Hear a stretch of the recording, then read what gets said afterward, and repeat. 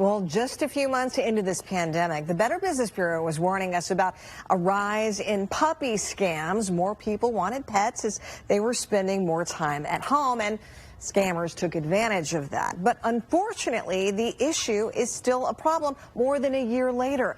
In the last 6 months, local consumers reported 48 puppy scams to the Better Business Bureau serving eastern Michigan. And those scams resulted in about $67,000 in losses. 19 of those scams were reported within the last 3 months alone. And those added up to nearly $31,250 in losses. A woman from White Lake Township knows this feeling of loss all too well. She got scammed just within the last month, and she contacted me to share her story so you don't waste your money.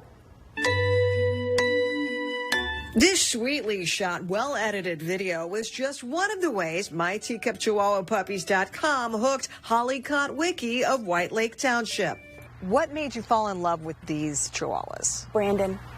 When I looked at the puppies, Brandon was perfect. After Brandon, she also fell for Charles and Gray, 3 10-week-old Chihuahua puppies the site claimed could be shipped worldwide from this self-described, trusted, and reputable breeder. So you actually talked with this alleged breeder on the phone? Several times. She made a deposit through Zelle, hitting her daily limit. So the guy asked her to set up a different Zelle account through another bank to pay the rest. But Shay stopped the payment, flagging it as fraud. I was mad. I was really mad. People see these puppies online and instantly fall in love. That's why the scam works. Lieutenant Matthew Ivory with White Lake Township Police says scammers live on the dark net. Explain how hard it is to track these scammers down.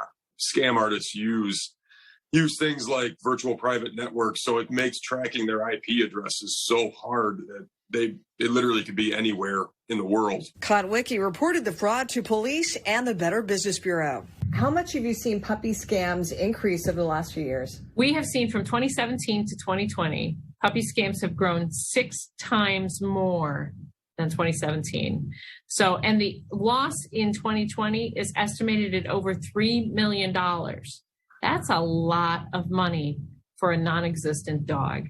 As for the 3 puppies in this case, a month later, they remain available. They're still 10 weeks, which is amazing. They haven't changed. Fortunately, Kotwicki's family adopted 2 real pups from a reputable Michigan breeder.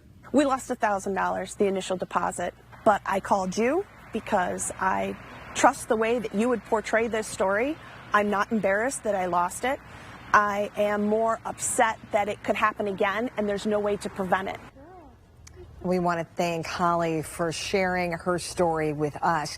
The White Lake Township Police and the BBB recommend several steps to avoid a puppy scam. First, arrange to see the puppy in person before you buy. If you can't visit the breeder for yourself, ask them to meet you with the puppy at a safe location, like a police department parking lot or lobby. And if that won't work, ask for a virtual live meetup via FaceTime or video conferencing. Also, look for bad grammar or misspellings in emails or texts, big red flags there. And consider adopting from a local shelter where you can interact with the animals in person, or of course you can find a breeder closer to home that you can visit. As always, report suspected scams to your local police department and the Better Business Bureau Scam Tracker, because it helps them to know how many people in our area are being victims of these kinds of crimes.